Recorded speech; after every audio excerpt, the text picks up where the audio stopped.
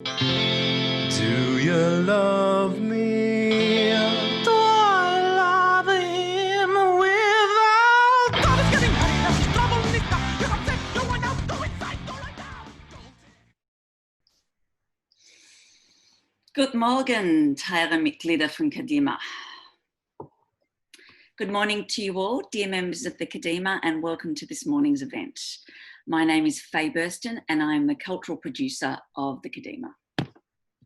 First of all, I would like to acknowledge the traditional owners of the land on which the Kadima Jewish Cultural Centre is situated, the Bunwarang people of the Kulin Nation, and pay my respects to their elders past, present and emerging. Secondly, I would like to welcome you all to the first exciting event in our new Lockdown 2.0 Yiddish Cultural Series. As you know, we've just wrapped up our 10-week Matana series of free lectures, films, workshops, online festivals and conversations in and about all things cool and Yiddish, from the dialogue in the Netflix series Unorthodox to Harry Potter and the rock stars in last year's concert for Nina Zeitbid. So it gives me no end of pleasure to introduce this new Kadima series with a conversation between two of the coolest dudes in Yiddish land, Eddy Portnoy from YIVO, the Institute of Jewish Research in New York, and David Slucki from Monash University's Australian Centre for Jewish Civilization. David Slucki is the Lottie Smorgon Associate Professor in Contemporary Jewish Life and Culture at Monash University. He is an author and historian specialising in 20th century Jewish history, popular culture and memoir writing. He has written widely on Jewish life after the Holocaust, focusing particularly on survivors and their descendants, and he is currently working on a project to document and research the Melbourne Jewish community's response to the COVID-19 pandemic. And of course, he's also the son of Charles Sluggo Slucki, a much loved and used Yiddishist and member of the Jewish and wider arts and culture community. With that, I will now pass you over to David to introduce Eddy. Enjoy. Thanks, Faye. It's really a pleasure and a delight to be able to welcome our guest today, Eddy Portnoy, who's a friend of mine, and he's really like an amazing scholar and, sort of does his craft in a way that I think is, connects and bridges academia and popular audiences. So Eddy, for those who don't know, is the academic advisor and director of exhibitions at the YIVO Institute for Jewish Research in New York. He's a specialist in Jewish pop culture, and he's the author of the book that is the subject of our discussion today, Bad Rabbi and Other Strange But True Stories of the Yiddish Press. And I should also say that Eddy is also an amazing curator and has curated some wonderful exhibitions at the YIVO Institute on Jewish wrestling, Jews in space, and sort of other weird, quirky things. So welcome, Eddy. Thank you. Thanks for having me. Thanks to Faye and thanks to John. I'm thrilled to finally get to come to Melbourne. It's at YIVO. We have an Australian who works for YIVO, Shelley Freeman, who has constantly been telling me that I'm going to get to go to Melbourne. And so here I am. Yeah, the Yiddishists who haven't made it to Melbourne, I think, are few and far between now. So right. We'll get you here once this is all over. Thank you. I actually do want to go. So maybe let's just start with Bad Rabbi. And can you tell us a little, I mean, Bad Rabbi is this amazing wide-ranging book that, documents Jewish life in Poland and the United States particularly. Can you tell us a bit more about it, what it is, how you approached it? Sure. One of the strange things about the book is that the whole project was really kind of an accident that I fell into. I didn't intend on, writing a book of stories like this. And basically the book is strange stories. It's sort of a compilation or an anthology of really stories that I thought were unusual in the sense that they never really got any play in historiography. Like no one really had written about, or very few people had wrote or even knew about these stories, and yet a lot of them were kind of big events in the life of the Yiddish Press of Warsaw, New York. And so when I was in grad school, I wrote my dissertation on cartoons of the Yiddish Press, and that required me to constantly be looking through newspapers for Yiddish. I was really looking for Yiddish cartoons, but I began to find other stories as well. I also had, for many years, from I think 2001 to 2016, I had a job for the Jewish Daily Forward, the English language version of the Vorwärts, which is the biggest Yiddish newspaper in history. I had a job writing a weekly column for them called Looking Back. And it was basically comprised of snippets from news stories from 175 and 50 years previous.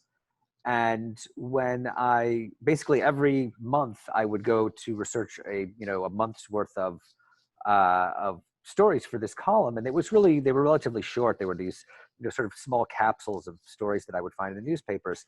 When I was given the job, the person who had done it prior to me really took sort of like the big stories that people were familiar with, major historical events, and they, sort of encapsulate them and wrote about them. I started to do that as well because that was supposed to be the mandate for the column. But after really a short time of looking at these newspapers and microfilm, I began, my eyes began to wander to these, sort of smaller stories that were still on the front page, but, crime stories and like local scandals and, really kind of juicy stories about Jews that haven't really been written about in history.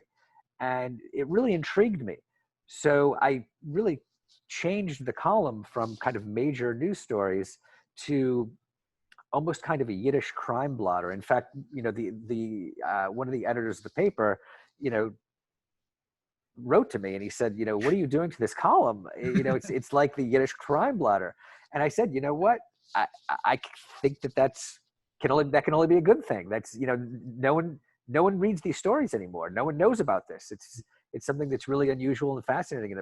And if you really look at the big picture, there's this moment in Jewish history where you have all of these immigrant Jews packed into the Lower East Side, or they're in, the Jewish neighborhoods of Warsaw, and they're impoverished and they're working class, and the newspapers are writing their stories. And typically, obviously these aren't stories about, people going to a shop and buying something. It's not like, the pedestrian lives of urban Jews.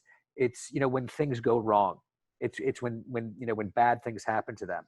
And, it's something that was just really, I found completely missing from history books. And, this was at a time, when I first discovered this material, I was in grad school, and, it was a time when I had been sitting in classes for years. I had listened to hundreds of hours of lectures. I'd read thousands of pages of Jewish history texts. And these people, these sort of, working class Jews, in trouble, who had, gotten on the wrong side of the tracks, they just didn't appear. They in history texts, but in Yiddish newspapers, they were legion. They were everywhere. They were all over the paper. And it was so common. And so from like the early 20th century up until World War II, you have this, 30-year phenomenon of, incredibly juicy stories about, about Jews that you really don't have anywhere else. Are these like stories that could only exist in that window, do you think? I mean, like, could we read stories in the Forward or tablet like that today, except the ones you dig out of the past? I mean, you can, but they're few and far between. So, you'll have, Jewish criminals nowadays. Jews, for better or for worse, are for the most part middle class. And so the middle class is not as intriguing as other classes. They're the middle. They're just not as exciting. So, Sorry, everyone out there. Yeah, sorry, everybody. You're not, you were exciting. You're less exciting now. I'm sure you're all very exciting. So you'll have your occasional, Bernie, at least in the States, you'll have Bernie Madoff. You'll have, a Michael Cohen, you'll have these people, but it's not the common thing. In the Yiddish press of the early 20th century, every single day there are stories like this. Literally every day in Warsaw, in New York, it's like a barrage. It's really a fascinating phenomenon. So like partly it's a class thing that you get stories like this, but is there something more like about, because I think one of the suggestions in the book is that there's this like confrontation with modernity, right? Like the first decades of the 20th century, particularly these Jews particularly, and I'm going to ask you in a little bit about the specific cities, but Right. there's this like confrontation with all the trappings of modernity. And like a lot of the stories show how that goes wrong. Yeah, I mean, first of all, you have people, obviously in the United States, you have, immigration. You have a huge immigration from the 1880s through the 1920s to the United States. So, you have Jews from Eastern Europe who, are suddenly thrown into New York City with all its modern trappings, and they have to deal with subways and all kinds of the sort of huge multicultural society and all kinds of different things, including language and a wide variety of problems. In Warsaw, you have it's not exactly the same phenomenon, but it's similar because you have a lot of internal migration. So whereas you don't have the sort of complete social upheaval of immigration, you have Jews from small shtetl moving to the big city, typically for employment purposes. And so, you wind up with people who, may have been extremely religious in the shtetl. Suddenly they're in the big city, they're by themselves, and they're completely freed up. They can go to the dance hall. They can go, they can avail themselves of all kinds of activities that they wouldn't have previously. And, like I said before, sometimes this goes wrong. They get involved with crime. They get, there all kinds of things happen to them that, in their small towns probably never would have happened. Not to say there wasn't crime in the shtetl. There definitely was, but it's, sort of at a different, at a lower volume. Right. And I guess the types of crime are different. Like you probably don't have organized crime in the shtetl, like what you describe on, what's the street that Singer writes about? Krochmalna. Right. Like you don't have a Krochmalna in a small village. Right. But what you do have, this is interesting, and this really isn't part of the book, but as far as crime goes in the provinces, you have like roving bands of criminals. Right.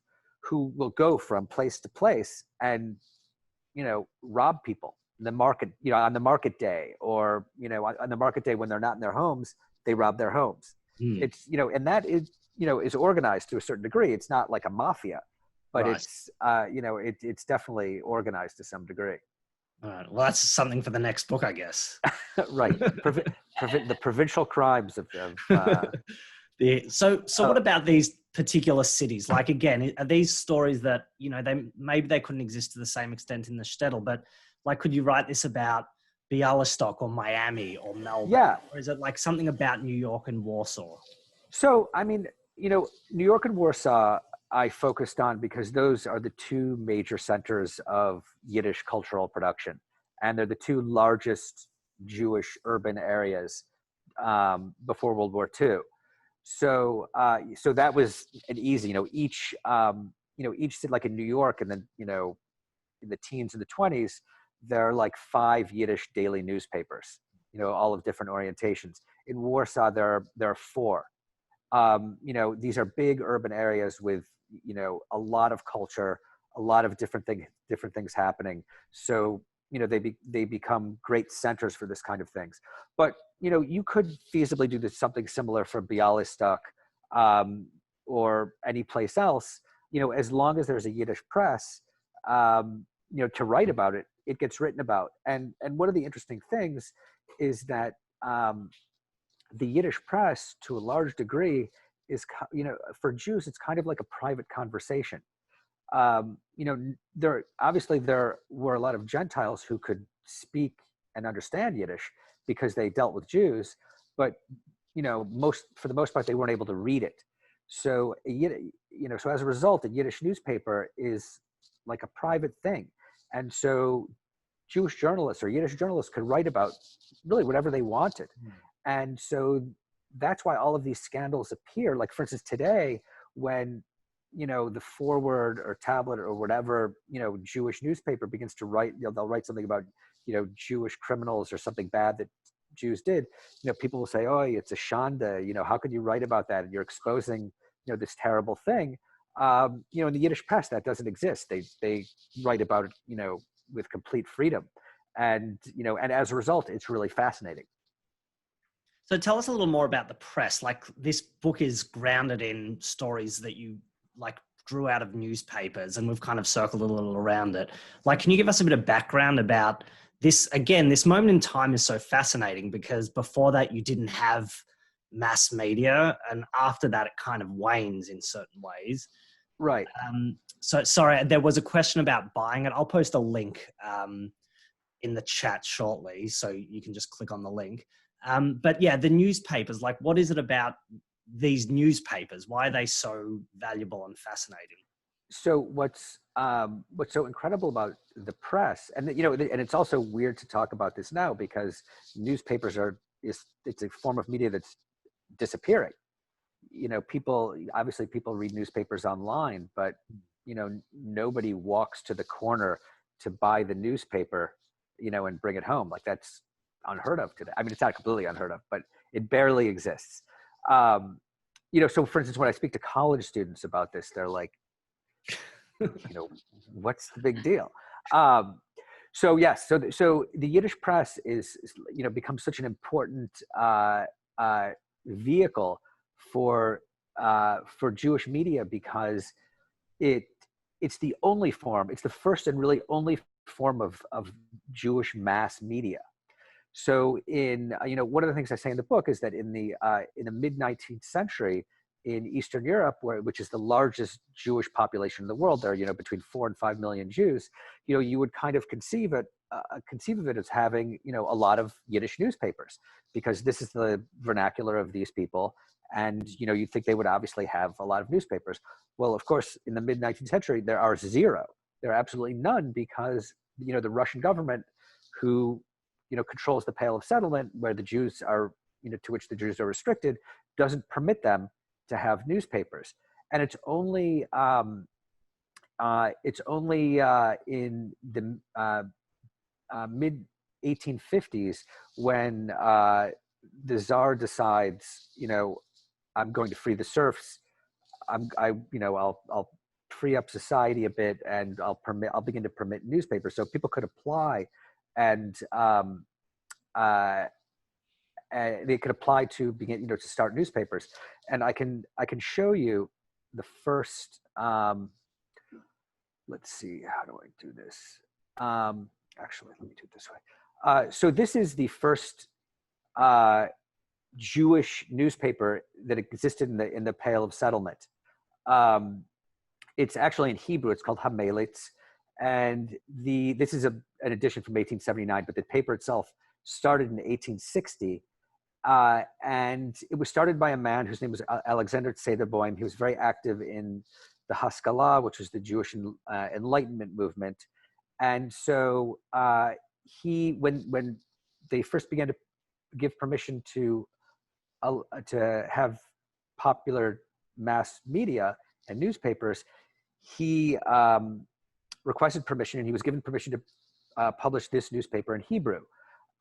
So, why Hebrew? A liturgical language that very few Jews, almost no Jews, spoke at the time. Well, the Haskalah, this Jewish Enlightenment movement, promoted Hebrew as a Jewish national language, and they really looked down upon Yiddish as a jargon, as something that they considered to be not a real language. So when this newspaper was launched in 1860, it was sold by subscription, and in a population of, as I said, about 4 to 5 million Jews, they got between 150 and 200 subscriptions, which is a terrible result. And the reason that the number is so low is because Jews just didn't read Hebrew. They prayed in Hebrew. And the vast majority of Jews, even though they prayed in Hebrew, they barely understood it. They spoke Yiddish. This was their language. So about a year and a half after this started to come out, Setherboim, who really published the paper because he wanted to educate the masses in some way, he was made to understand that if he didn't publish a newspaper in Yiddish, he would never reach the masses. So in 1862, he begins to publish this newspaper, which is called Kol Mavasa. And it is an incredibly fascinating paper. It started in October 1862. This is the first page of the first issue. And one of the really interesting asides here is the article that you see in front of you is about the American Civil War, which apparently we're still fighting, which is a little depressing. We'll get to that later. Yeah, it's somewhat of a problem. So, but what's interesting here is this is probably the first time. Oh, and incidentally, I mentioned before that Hamelitz, the Hebrew paper, published by the same man, garnered about 150, 200 subscriptions. This paper, the Yiddish paper, that he published, was permitted to publish, or they were permitted to print 5,000 copies, and every issue sold out. And basically, the way it worked is people in, like, one or two people in a shtetl would subscribe, and then the whole shtetl would read the paper. It would get passed from hand to hand. Sometimes it would be read publicly. It was only a 4-page paper, so there wasn't that much. But, it was so important and fascinating. It was something that people really kind of revered and saved. It was not something they threw away. But sorry, Eddie, could I just ask, go was ahead. there any way they could have known about, like, the American Civil War before this? Right. So that's what I'm going to get to. So it's highly unlikely that they would have known about it. Maybe they would have heard something about it through maybe a Russian newspaper or, a German newspaper. And since most Jews didn't speak these languages, it was just something they would hear. But in this case, they're actually able to read it on their own, in their own language. And so what's really fascinating is there's this almost naive sensibility about it. This article explains, we don't really know too much about this new country, America, but we heard that it's pretty good. They don't seem to care if you're a Jew or a Christian. They don't have a king. They have something called elections every 4 years, where the mayors of all the big cities get together and elect what's called a president. So they don't get it exactly right, but they have a sense, like, they don't understand democracy, and they're sort of feeling it out. They're trying to figure, they're from what news they're able to gather from various places, they're trying to figure it out. They also I just think many Americans also don't understand democracy. Yes, also a problem, still a problem. So, but one of the interesting things they say in this article is that what's really nice about this country, America, is that it's run by businessmen, which of course is unfortunately still true. And it's my opinion that we're not doing that well, but just one man's opinion.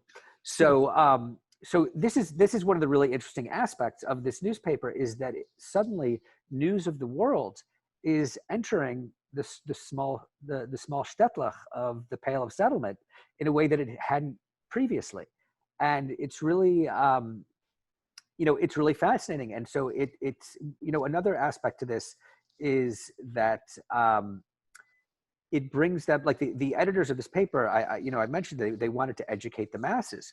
And so there are all kinds of articles about history and science. And one of the things I mentioned in the book is that I think it's in the 3rd issue of this paper, there's an article on the giant sequoia trees in California. And it's described to people who can't, imagine such a phenomenon. That the trees are described as being, taller than the tallest tower you've ever seen, wider than the widest house you've ever seen, and they're considered to be 8,000 to 10,000 years old. So about a month after that article appears, they publish a letter from a reader that says, "Dear editor, thank you for this newspaper. I'm learning so much about the world. It's really fascinating. I enjoy it so much. But I think you must have made an error in your article about the giant sequoia trees of California, because how can a tree be 8,000 to 10,000 years old when the world itself is only 6,423 years old?"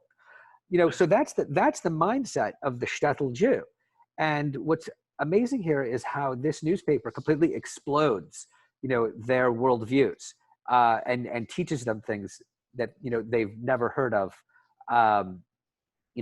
ever. And the last thing I'll add about this is this newspaper was also the cradle for modern Yiddish literature. It's the first place that Mendele Moicher Sforim publishes. It's the first place that Yud Lenetsky publishes. And these stories are incredibly popular. People love them. There are cases where the paper, they weren't able to print 1 week, and the editor would be sent letters complaining, "Where's the paper? We want to be able to read our story." And obviously this is at a time where mass media is completely new, and even then, for instance, when your internet goes out, you become furious. And I don't know, 20 years ago you didn't have an internet, or maybe you did, but it was even worse. But here's a case where you start getting this newspaper every week, and then you miss a week and you're furious because you want to read your story. And it's just an indication of how important these technologies become to us. And the newspaper is really it's a technology, and it was very new at the time, and the Jews really took to it. So just to carry on about a bit more about these newspapers is, I mentioned that. Sorry, Eddie, just before you move on to the formats, Elisa Gray had a quick question. Do the prices between Kolmer Wasser and the first one differ? I don't think so. It's actually something I never thought of. There are certain subscription prices, but that's actually something I'm gonna have to look that up. That's an interesting question. I've never really considered the price, but I think that the Hamelitz, this paper, was subsidized by Sederboim to a large degree, because he himself was a wealthy man. And obviously this paper, with its 150, 200 subscribers, is not going to make any money. But it was very much considered a prestige publication because it was in Hebrew.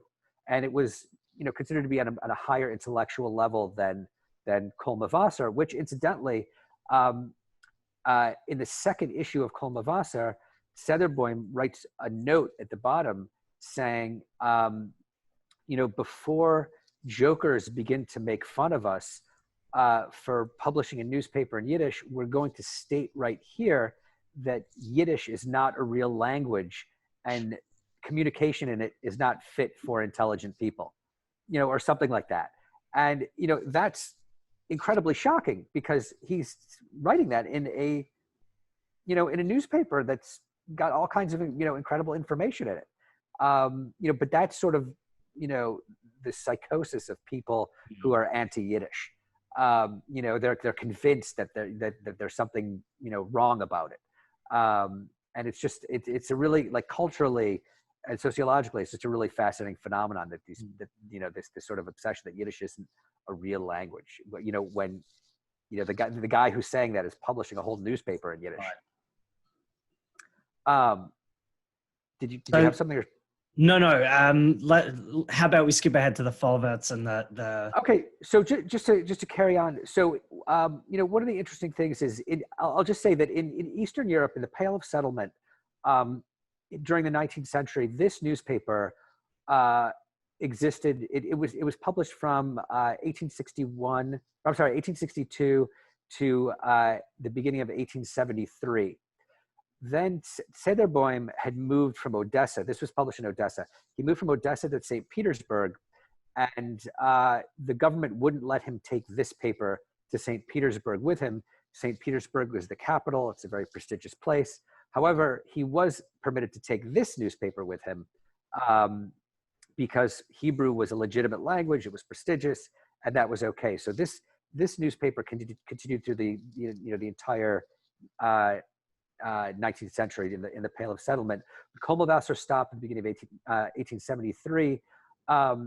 No Yiddish paper existed again until 1881 in the Russian Empire, until Sederboim in 1881 requested permission to publish a newspaper called Yiddish's Volksblatt, which was sort of a weekly literary miscellany that existed from 1881 to 1889. And then during the 1890s, the only things published were either booklets or books in Yiddish. Periodicals were not allowed, which is really kind of incredible because this is the largest Jewish community in the world. It's the largest Yiddish-speaking community in the world, and the government just will not permit. They're so unwilling to permit a mass media in this language. And obviously also both Kolmowasser and Yiddish's Volksblatt were heavily censored. They were not permitted to write, whatever they want. Now in the United States, which was the, largest locus of Jewish immigration at the time, the story is totally different. They're free to publish whatever they want. And so, as immigration gathers steam in the 1880s, more and more Yiddish newspapers begin to appear. Interestingly, the first Yiddish newspaper in the United States appears in 1870 in New York, which is pretty early. And a little later on, I could show you what that looks like. But it's, because they had the freedom to do so, it was just not an issue. As long as there was a market for it, they could do it. And so, but the Yiddish press doesn't really get its feet until the 1890s in America. And obviously the core of it is in New York. And obviously you have other Jewish settlements in other places. So, but Yiddish papers exist in Boston and Chicago and, eventually later in a lot of other places. But New York really becomes the center. And so in the late 1890s, in 1897, the Vorwärts begins publication, and it becomes the largest and most successful Yiddish newspaper in history, to the point where in the early 1920s, they're publishing something like 250,000 copies per day, and that's only the print run. The actual readership is much higher because one newspaper gets read by multiple people. You always gave your newspaper to, the guy at work next to you in the sweatshop, or the guy on the bench, or your next door neighbor, or whoever's on the stoop, hanging out. Sometimes these papers had, 2, 3, 4 readers per day. So their actual readership was upwards of like 800,000-900,000, which actually is almost as high as the English language press in New York. And you can just to keep in mind that the Jewish population of New York City in 1920 is something like 25%. So that's a huge, huge minority. And obviously Yiddish had a huge effect on, on the culture of New York. So just to give you a look, and okay, so this is just this next slide that I happen to have here. I can't see what the next slide is. It's just the way the PowerPoint is set up. But just as an example of what the Vorwärts provided, the Vorwärts was a socialist newspaper, but it's a newspaper for immigrants, and it's the purpose of the newspaper isn't just to give world, local, national news and editorial opinion to its readership.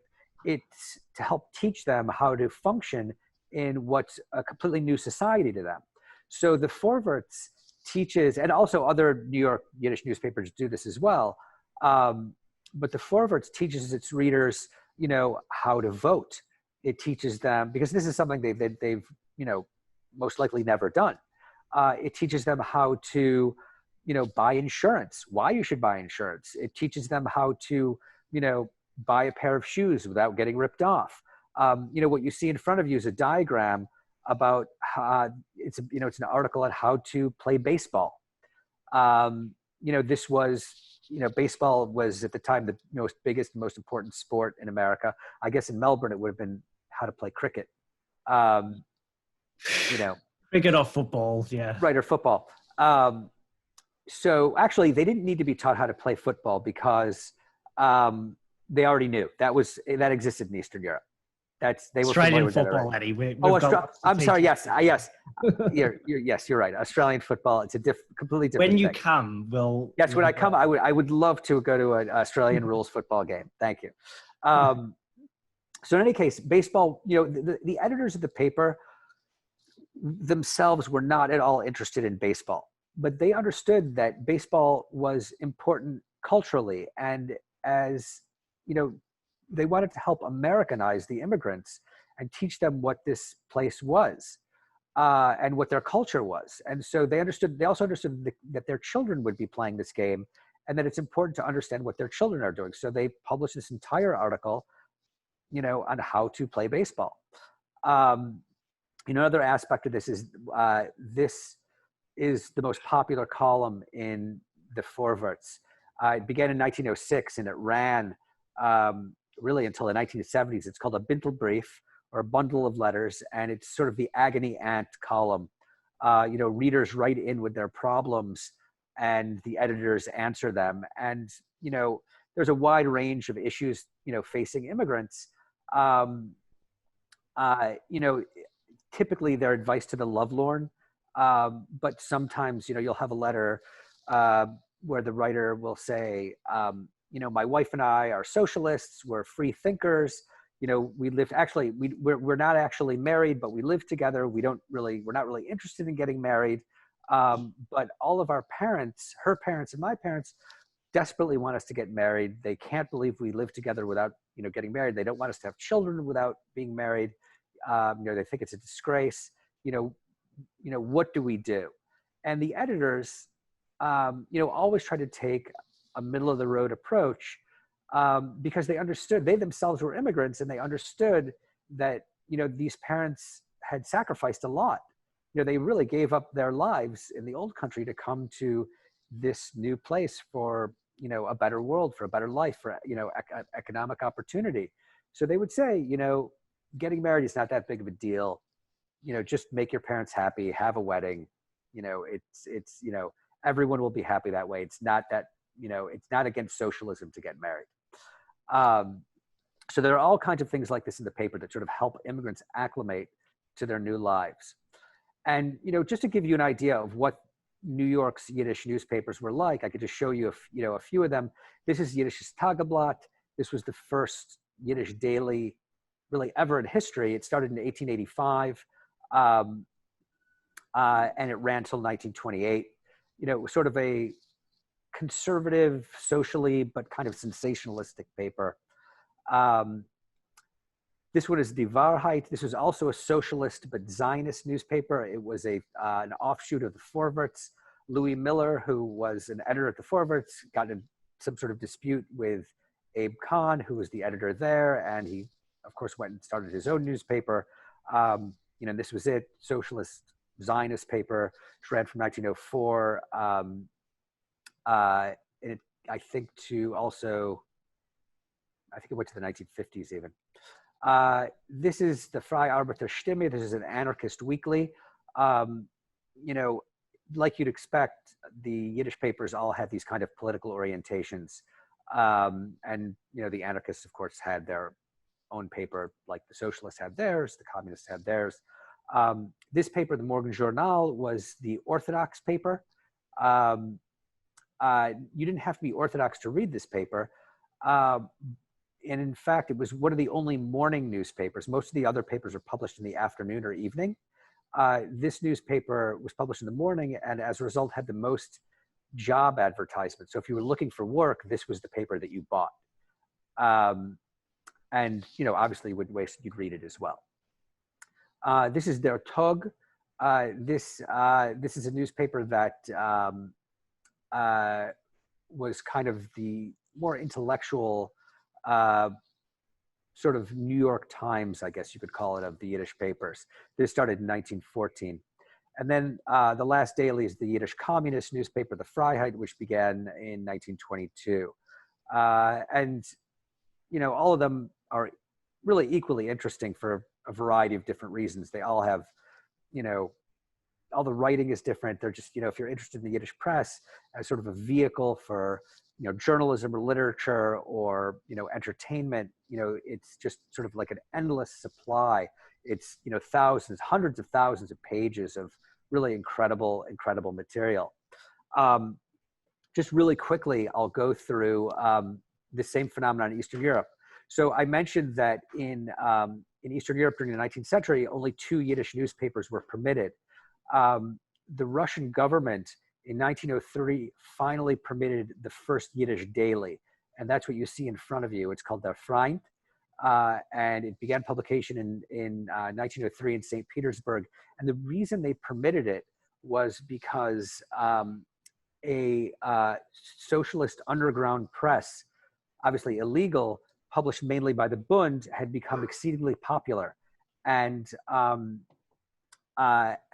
in order to, get people to try to stop reading the underground press, or in order to, in a way, to try to distract them from that, they decided that it was necessary to publish a legitimate paper in Yiddish. And this was, of course, also heavily censored, whereas the underground press wasn't. But this was the first Yiddish paper in the Russian Empire, in the Pale of Settlement. It ran from 1903 to 1914. Also, Eddie, it's like got that same problem as Kolma Wasser, right? The erste tägliche jargonische Zeitung. Right. Yeah. Like, right. But that's that's what they felt it should be called. Right. Now, so this was published in St. Petersburg in 1910. It moves to Warsaw because Warsaw is really the de facto cultural center, Jewish cultural center of Eastern Europe. And so as a result, you have all kinds of press goings on there. You really have in 1904, 1905, you have the beginnings of a Yiddish press there. I didn't have scans of those papers, but they were sort of short-lived newspapers that existed then. In 1908, the newspaper you see in front of you begins publication in Warsaw. It's called Heint. This newspaper is published to 1939. It becomes the most popular newspaper in interwar Poland, and it was Zionist in orientation. An offshoot of Heint was this one, Moment, which started out as it began publication in 1911, and is also published until 1939, when the war begins. And this begins initially as an organ of the Folkist political party, which really promoted Yiddish culture as a value. This would sort of dissipate as time goes on. It would just become sort of a general paper. But this was the second most popular paper, and there's really fantastic fantastic journalism and literature in both these papers. You have, of course, and I'm sure you're very familiar with this paper. This is the Volkszeitung. This is the Bundesdaily that begins publication in 1918 in Warsaw. Prior to that, it's an underground paper. They're allowed to go legal in 1918, and it publishes till 1939. Obviously, this is for the Bundes. Other people read it as well. Then you have Unser Express, which only exists in interwar Poland. It doesn't exist before the war. It starts in 1926, I believe. This is a more sensationalistic paper, but it also has excellent literature. So it's really kind of a wild mix of different things. It's, all of these, like I said before, they're all really kind of fascinating, for their own reasons. There's just great stuff in all of them. And I guess I'll sort of stop showing stuff for now. And, if I need to show more images later, I can.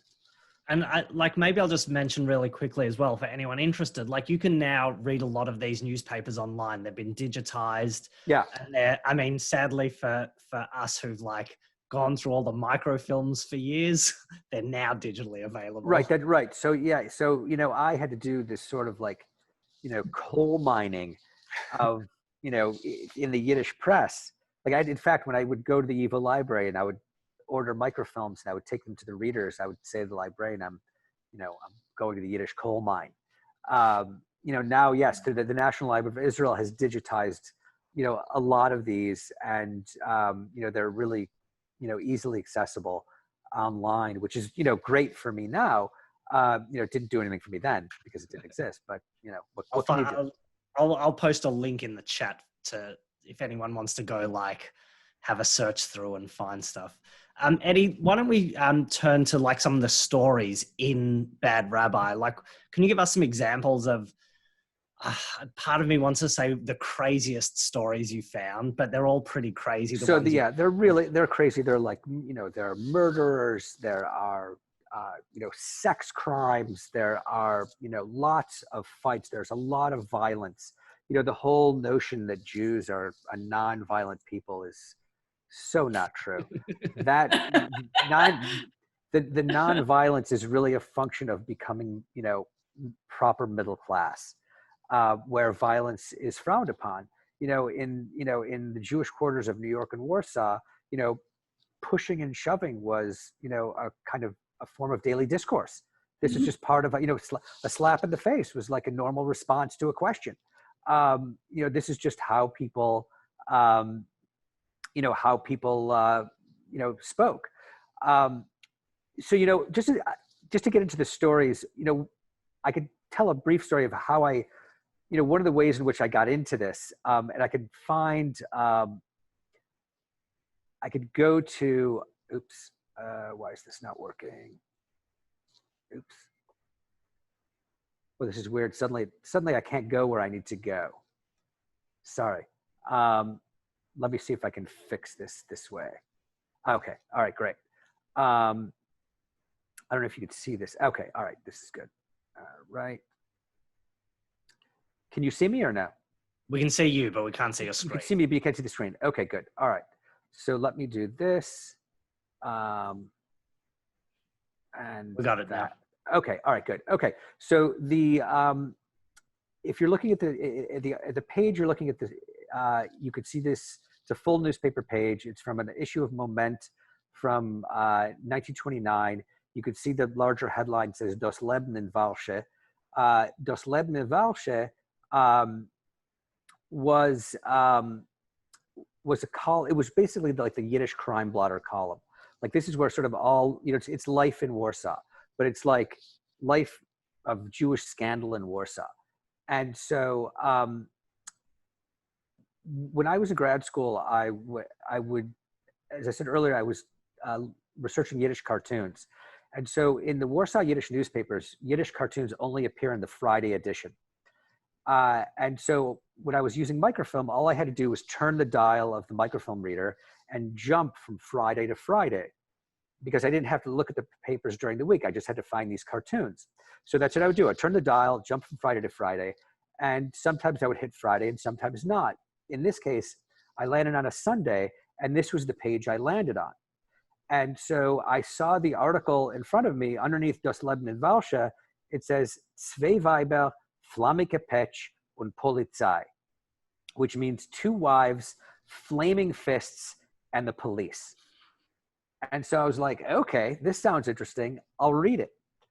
So I don't know if there's time, but I could read it in Yiddish if you want. Yeah, I think that'd be great. Okay, all right. So let me try this. And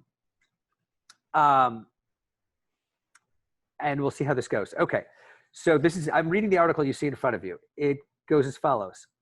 In Walsche Rabbinat ist Donnerstag geschehen a Skandal mit Patch, was hat sich geendigt damit, als man hat gemusst herausrufen Polizei und die Skandalisten seien hereingeführt in Kommissariat. Avrom Aleph, ein junger Mann, welcher stammt von einer sehr chassidischen Familie, hat mit 6 Jahren zurück Chasne gehabt mit der gewissen Rosa Frankel von Plotzk. Das Volk hat gewohnt in Walsche.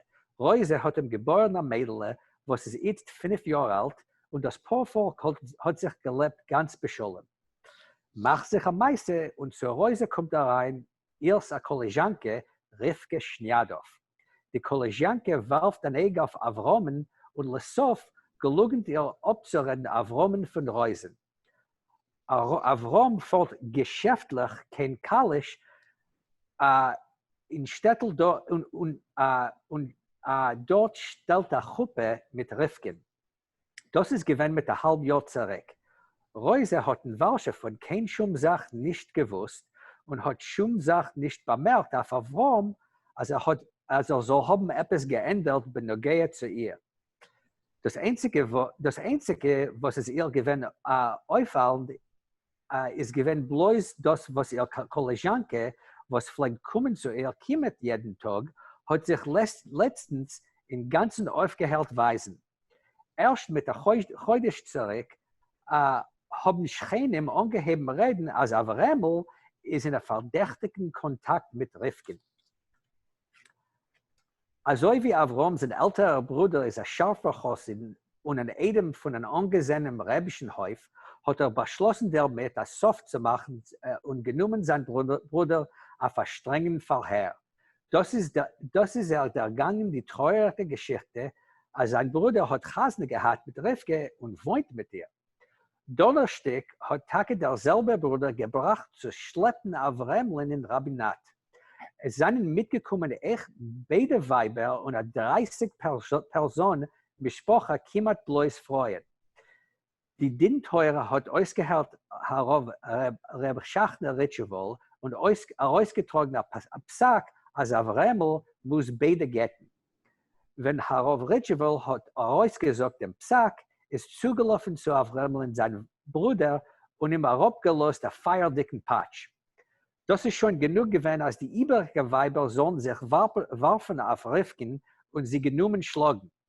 Es ist ausgebrochen ein großes Geschlag, begleitet mit spasmodischer Keulis.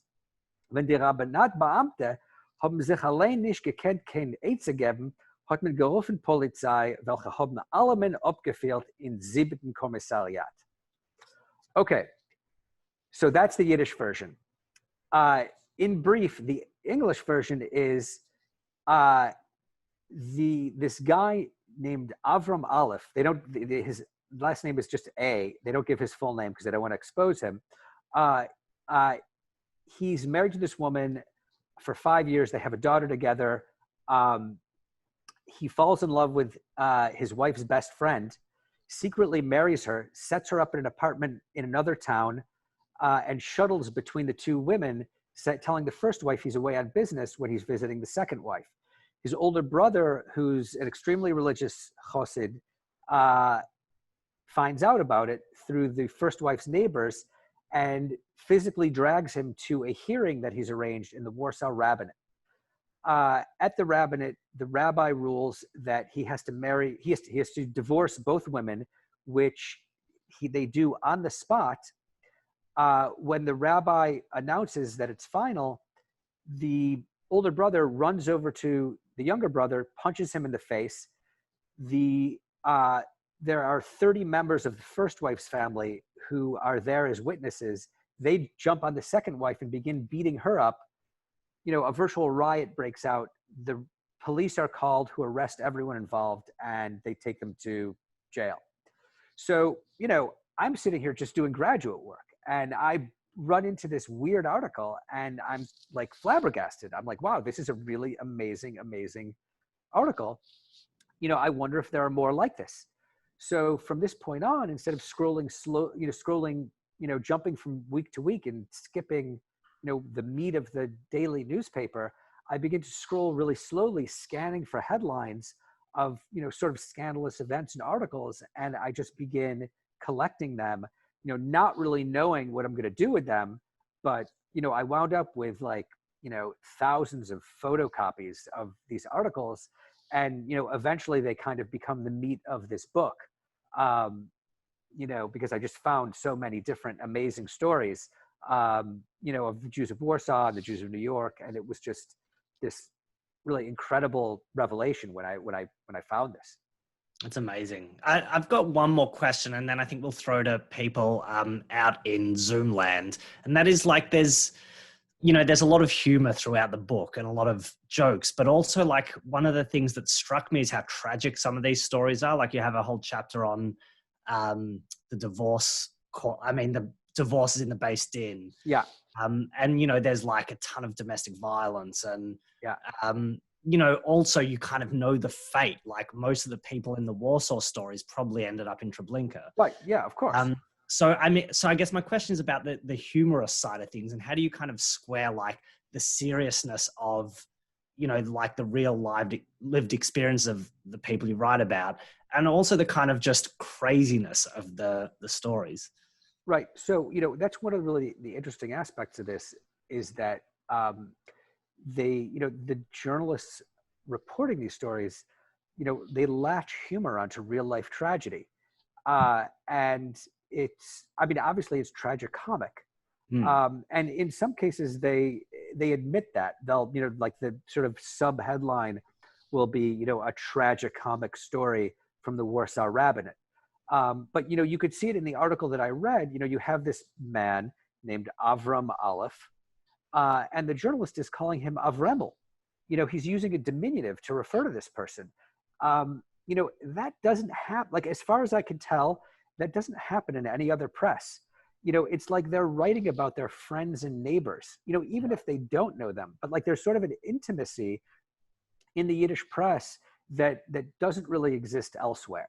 And it's sort of a journalistic phenomenon that's just really compelling. So, when I translated the stories, I tried to maintain, their mood, because that was that was one of the things that I found so fascinating, that I thought that was really so captivating about all of it. That that you had humor, connected to tragedy. It's fascinating. Okay, so let's turn to some questions, and I'll just moderate through the chat. So if anyone has questions, please feel free to pop them in the chat. And I'll just go through some of the comments that are there already. Hinder reminds us, thanks for this, Hinder, that, it's only limited what newspapers have actually been digitized. And I, just to editorialize, I think that's partly because of who funds the digitization, and people fund the things they're interested in. So I'm just going to actually put a link to the Jewish Press Online website, and you can look through Hebrew, Yiddish, English titles and other languages through there. Bella asks, Eddie, did the wars affect the publishing of Yiddish newspapers? Yes, of course, absolutely. So, for instance, during World War I in Poland, during certain years, there are a lot of newspapers missing. They just don't get published because of what's going on around them. Because as I said, the newspaper becomes a very important form of media. People want and need it, and publishers understand that people need it because this is how they get information. So they do what they can to publish as much as they can during the war. But when there are battles in Warsaw or in Krakow or in Bialystok or wherever, obviously there's many cases in which the papers don't get published. And obviously with World War II, this press in Poland disappears completely. It's the editor, the writers, readers, everyone gets killed. So it just completely disappears. A Yiddish press is resurrected in Poland after the war, but it's very different. And in Europe, like Paris really becomes the center. Right. So for instance, in Paris, and in other places throughout the world, you have people who survived. You'll have Pariser Heint, people who worked for the newspaper Heint in Warsaw wind up in Paris, and they start the version of Heint in Paris. There was also a Pariser Moment. You also have in Brazil, a Brazilian version of Heint and Moment, which is also like that phenomenon in and of itself is interesting. How this culture, this Yiddish journalistic culture, gets resurrected in a variety of places after the war. Okay, 2 questions. First from Hinder. Hinder asks, when did the Yiddish press start reporting on domestic violence, and what was the content, approach, and angle of these articles, and in which papers? So, Asheinem Dank, I should add, she says. I assume this is Hinder Borstein. Hinder Borstein, yeah. Okay, so Hinder I've known for hundreds of years. So not that long. She's an old dear friend. So from what I see is domestic violence cases, and obviously domestic violence cases get reported because they wind up in cases in the rabbinate. Unless it's really an event of significance, you don't really hear. But I should add that newspapers in Poland had a bureau that was open usually from like 10 a.m. to noon, where anybody could go in and tell a journalist some story they thought was worthy of reporting. So some of those may have been domestic violence stories, but it's really, like, from what I see, it's really in the 1920s when these rabbit stories begin to appear. It's really like 1924, and they're not shy about reporting what they hear in the rabbit, and there are really often gruesome details of domestic violence. And sometimes the violence continues in the rabbinate itself. You'll have husbands and wives, in-laws, relatives duking it out in front of the rabbis in the rabbinate, and all of that gets reported because the rabbinate itself is an open court. Anyone can come and observe. And one of the fascinating things, in 1927, the rabbis of the official rabbis of the rabbinate tried to close the rabbinate to journalists, and the rabbis who work in the rabbinate refuse to allow that to happen. They say that the rabbinate is traditionally an open court. Even though these things happen, they must be reported on. And the sort of head honcho rabbis felt that it was embarrassing, and certainly it was. That these kinds of activities were happening in what was meant to be an esteemed organization, but they nonetheless tried to stop that. In a connection with domestic violence, there were women's organizations that get mentioned. They'll say in the reportage, if domestic violence is occurring, they'll say that such and such a woman is being sent to this woman's organization in Warsaw to have this case dealt with.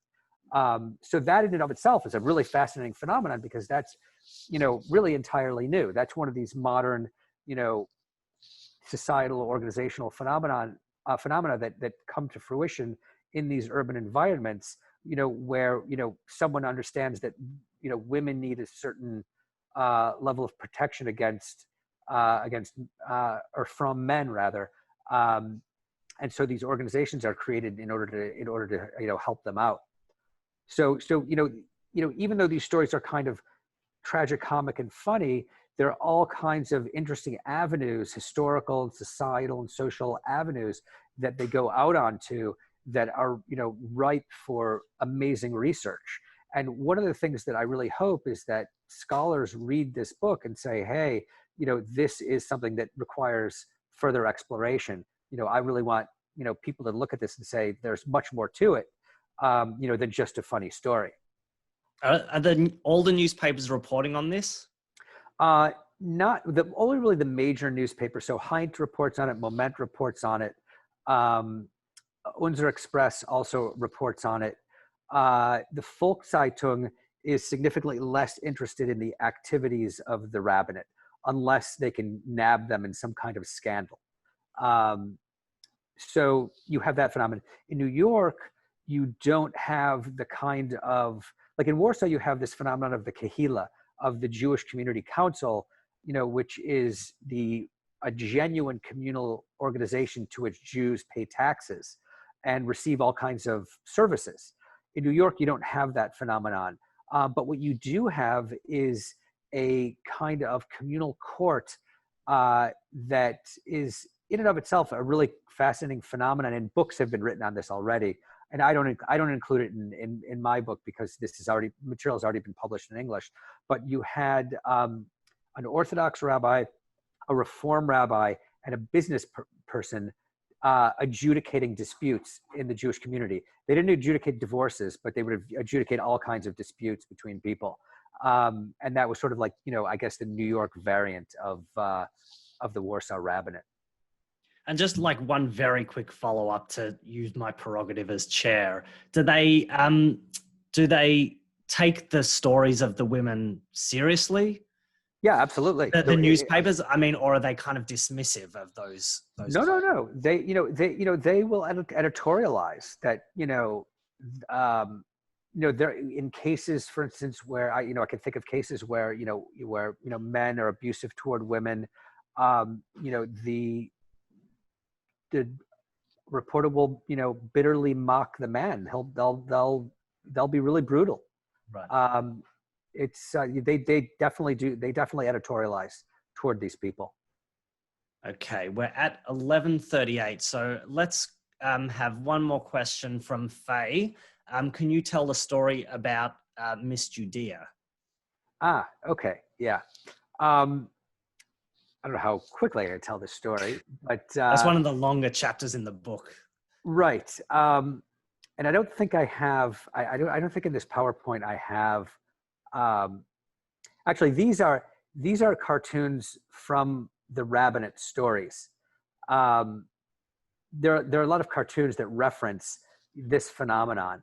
And actually, note, I think in this PowerPoint I don't have images of Miss Judea. Or maybe I do. Let me just quickly look. Oh, I do. Okay, excellent, perfect.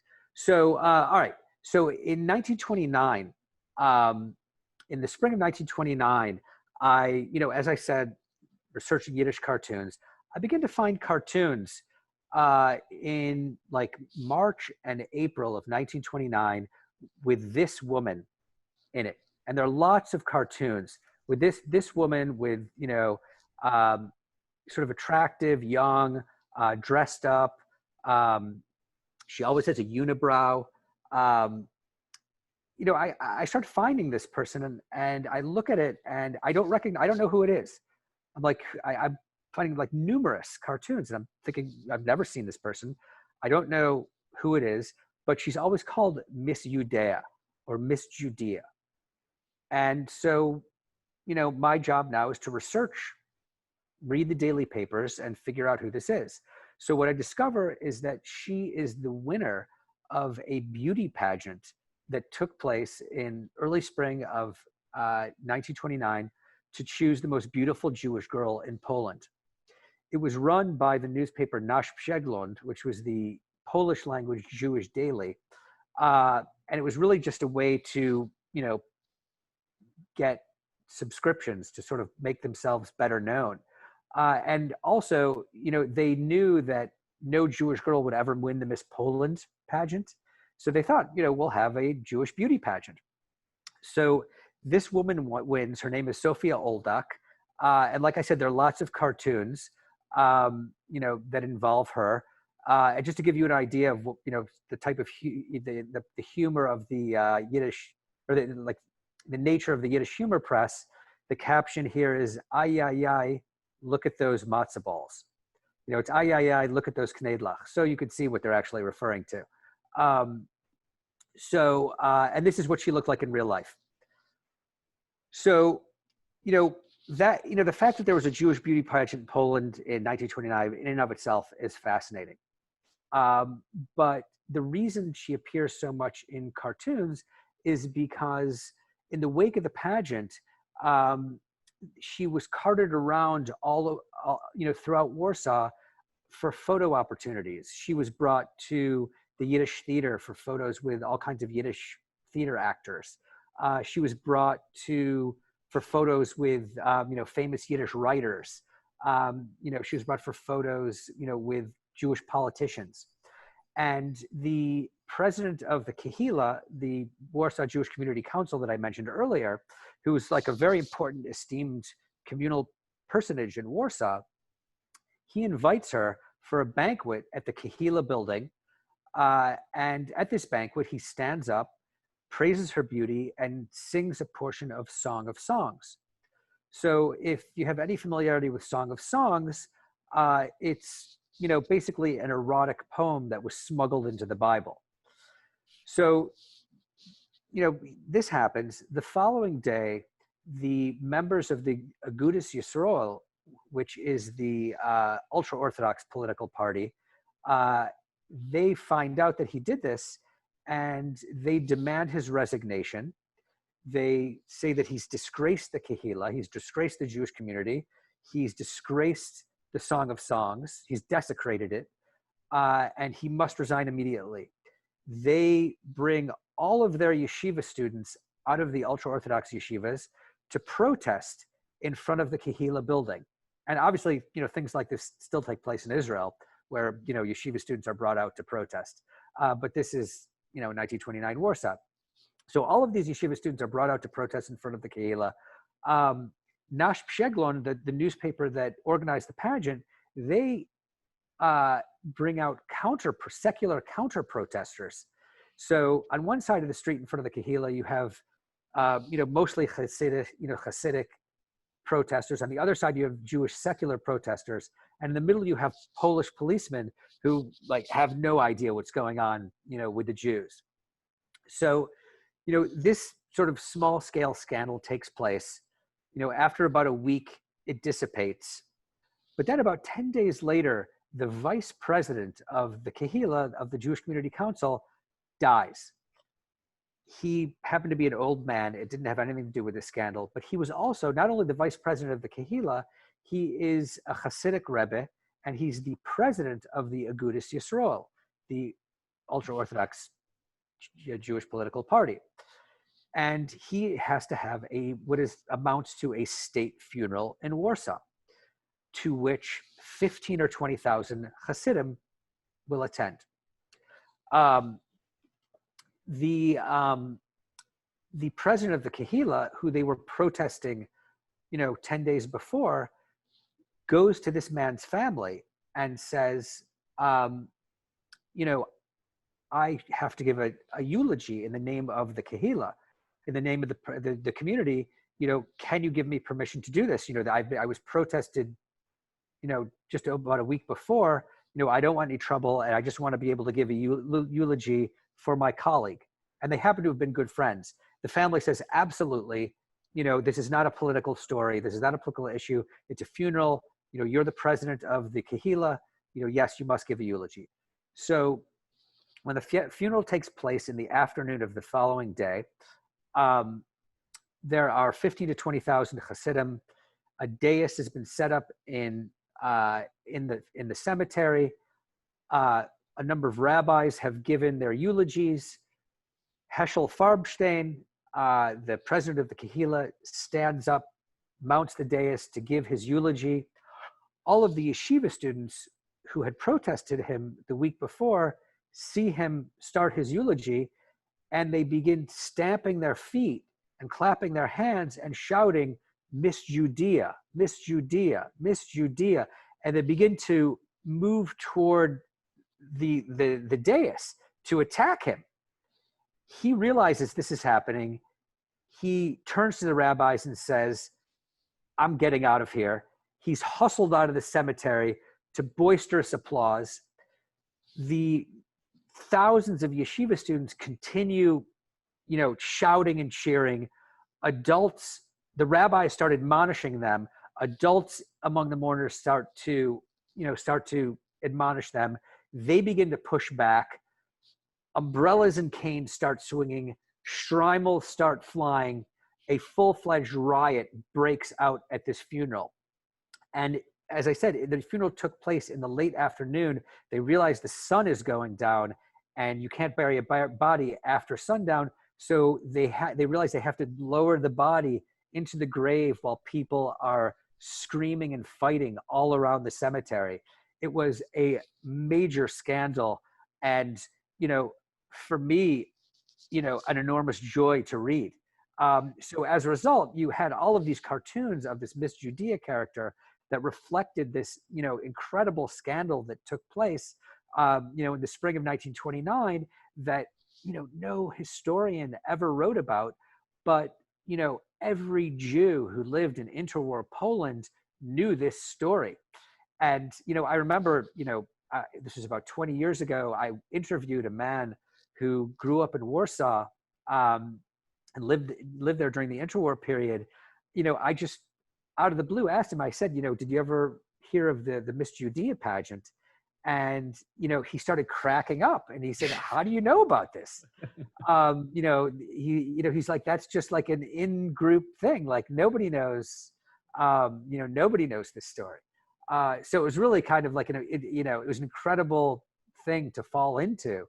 And there are a number of stories like this where, just by reading old Yiddish newspapers, I found this, this like incredibly, rich, cultural life that isn't high culture, but it's culture nonetheless, and it's really the way that the Jews lived in these places in these times, you know, and it's entirely in their own vernacular, which makes it even more of a thrill to get to read.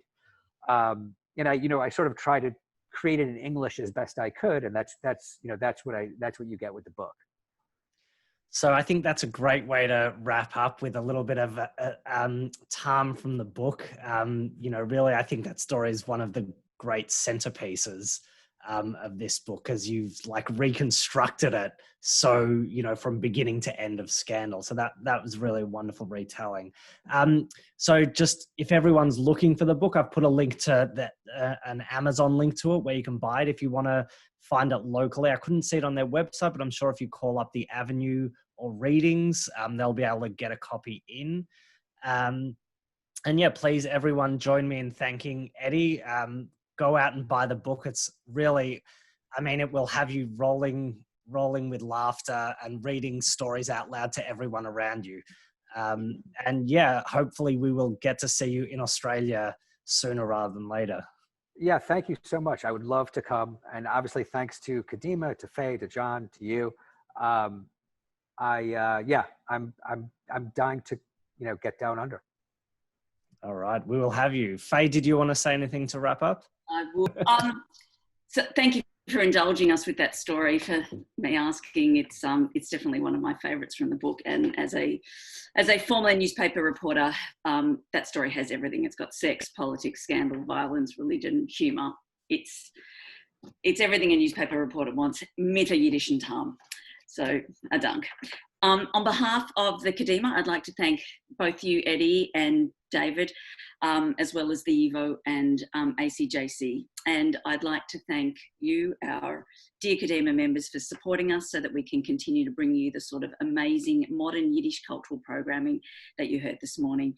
There's plenty more to come, including Yiddish Cocktail Hour with Anne Toback, the CEO of the Workers' Circle, coming in New York, coming up on Sunday, August 30, and podcasts of Shakespeare monologues in Yiddish with the Kadima Yiddish Theatre coming up very soon in a couple of weeks. So thank you for joining us. Bleibt gesund und stark, and we'll see you again very soon.